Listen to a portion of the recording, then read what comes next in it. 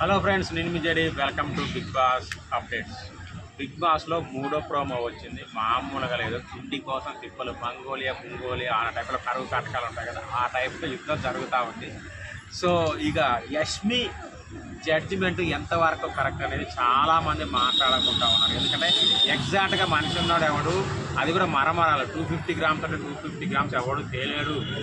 ఎవరైతే దాని దగ్గరగా తెస్తారో వాళ్ళకు విన్ ఇయ్యాలి, కానీ నువ్వు ఎట్లా ఇది ఇస్తావు అని చెప్పేసి నాగమణి కంటే రేజ్ చేసి ఆమె నేను అంతే చీఫ్ని, నేను సంచాలకుని, నన్ను ఏం అనడానికి లేదు, నాదే ఫైనల్ అన్నది.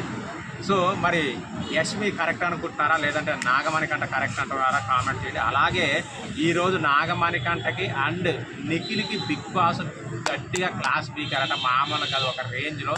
సో నిఖిల్ బ్యాడ్ టైం బాగా నడుస్తుంది అనుకోవాలి.